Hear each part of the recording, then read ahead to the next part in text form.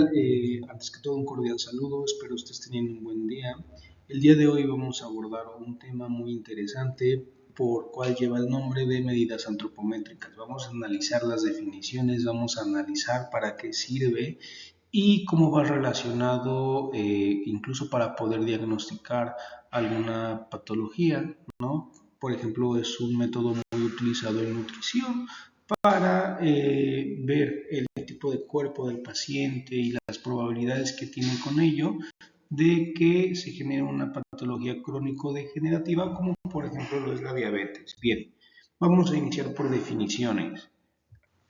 Bien, tenemos que la antropometría es esta disciplina científica que está estrechamente relacionada con la ergonomía física y se desarrolla en diferentes campos de aplicación. Por ejemplo, como lo mencioné en la diapositiva anterior, como en la nutrición. Es esta ciencia que estudia las dimensiones del cuerpo, ¿no? Tomando en cuenta los conocimientos y técnicas para llevar a cabo mediciones específicas. Hay parámetros específicos para saber eh, si esta persona al cual nosotros estamos tomando las mediciones está fuera de esos parámetros y qué puede significar ello. También es muy importante para empezar a tomar medidas de acción.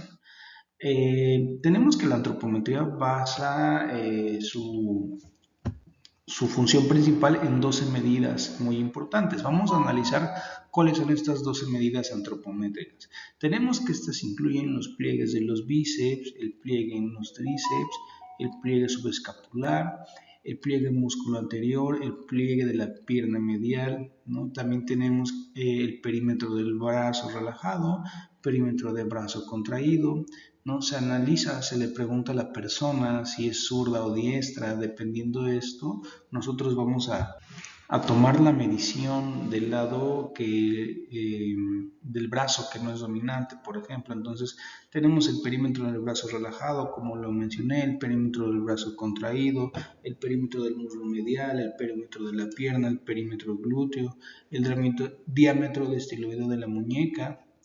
Tomando en cuenta todas esas mediciones vamos a sacar nuestras conclusiones. Tenemos que, bueno, estas medidas antropométricas más usadas para la evaluación, como lo mencionamos, pues toman como referencia el peso del paciente, la talla, la circunferencia braquial y los pliegues que ya mencionamos. Estos valores y estas medidas como tal no tienen un significado por sí solo, pero si los juntamos a fin de cuentas vamos a encontrar una relación, ¿no? Dependiendo del paciente, de la edad que tenga y otros parámetros para sacar conclusiones como lo había mencionado. Sabemos que la antropometría pues, son estas mediciones del cuerpo, ¿no? Estas medidas antropométricas se usan para evaluar el estado nutricional de los individuos, también los grupos de la población y sirve como criterio de elegibilidad para programar la nutrición con la ayuda de un plan alimenticio, ¿no? Ver qué tipo de cuerpo es ad hoc, por ejemplo, a qué tipo de ejercicio, ¿no? Ver qué tipo de cuerpo, ya sea sectomorfo, endomorfo o exomorfo, que lo vamos a explicar más adelante, y qué tipo de ejercicio te cae mejor, qué tipo de alimento te cae mejor, ¿no? Bien, ahora tomando en cuenta ello, vamos a pasar al apartado del índice de masa corporal. Siempre se va a abreviar IMC. Tenemos que el peso de una persona en kilogramos dividido por el cuadrado de la estatura en metros nos va a dar como resultado el índice de masa corporal, ¿no? Que es este método de evaluación fácil y económico para la categoría de peso, ¿no? que cataloga bajo peso, peso saludable, sobrepeso u obesidad. Si la unamos, ¿no? Que esto se hace en pacientes con diversas edades, con diversas patologías, nos van a dar resultados diferentes, ¿no? Por ejemplo, no podemos catalogar a un chico con parálisis cerebral, ¿no? Tomando estas medidas de índice de masa corporal de 15 años, por ejemplo, supongamos que el chico de parálisis cerebral cuenta con 15 años, ¿no? No va a medir, no va a pesar lo mismo que un chico de 15 años que no tiene parálisis cerebral. Entonces, este índice de masa corporal se acopla, se ajusta a cada individuo. Bien, el índice de masa corporal como tal no mide la grasa corporal directamente, pero este índice de masa corporal correlaciona moderadamente con medidas más directas la grasa corporal. Se nos va a generar con mayor facilidad calcular este índice de grasa extra en nuestros pacientes. Además, tenemos que el índice de masa corporal parece estar frecuentemente relacionado con diversos resultados metabólicos, ¿no?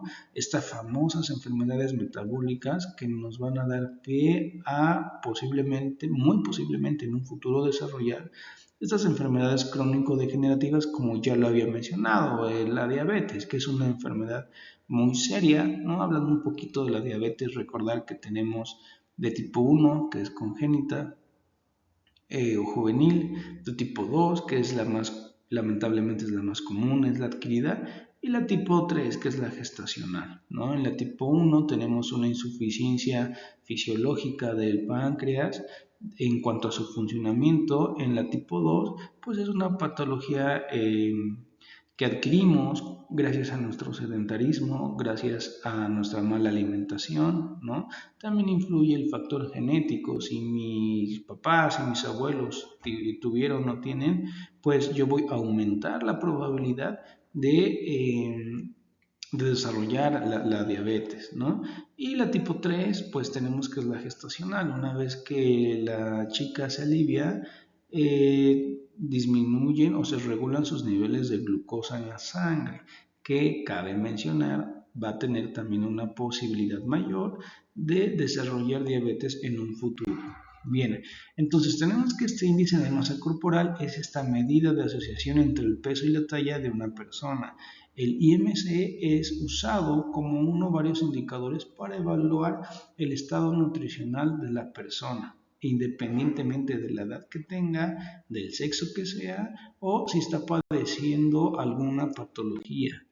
Bien, tenemos que este IMC constituye la medida poblacional más útil sobre el sobrepeso y la obesidad, ¿no? Pues tenemos que la forma de calcularlo no va a variar, como les mencioné, ni en sexo, ni en la edad, ni en la población adulta. No obstante, debe considerarse una guía aproximadamente, una guía en cuanto a parámetros para tener un tabulador, por así decirlo. Esto puede no corresponder al mismo grado de gordura en diferentes individuos. Bien, este índice de masa corporal es una razón matemática que va a asociar la masa de la talla del individuo, ideal, ¿no? Ideada, perdón, por el estadista belga, ¿no? Adolf Kellet, que por su lado también se le conoce a esta tabla como el índice de Kellet. ¿Qué quiere decir esto? Que en muchas bibliografías en cual nosotros lo podemos buscar, lo podemos encontrar también con este nombre.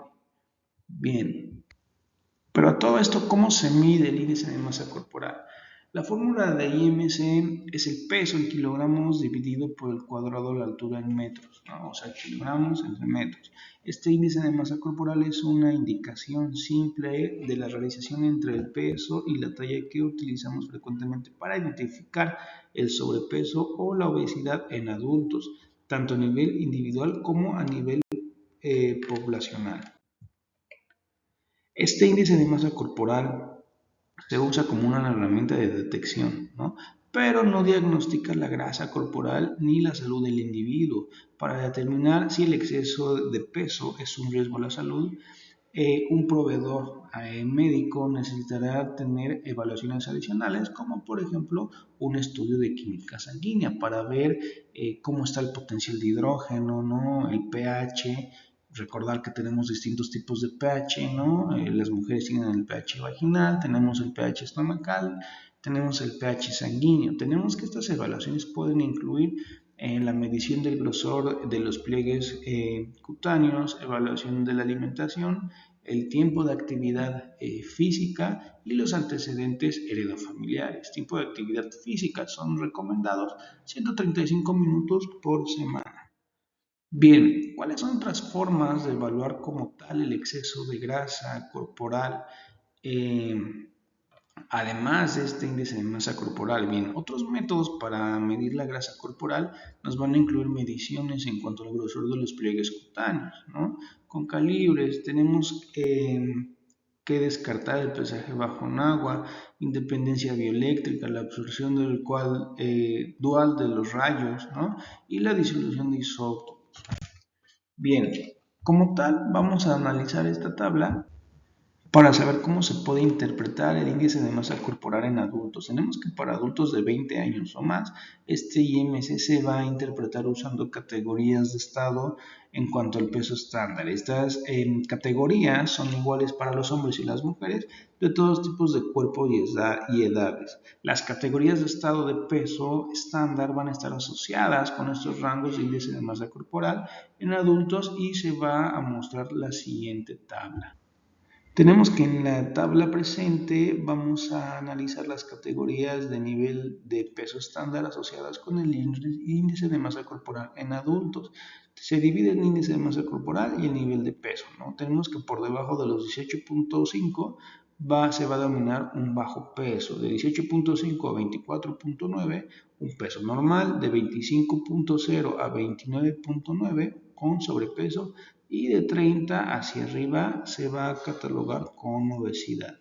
Bien, pues este es un tema muy cortito, lo vamos a ir desglosando un poco más adelante a lo largo de este curso.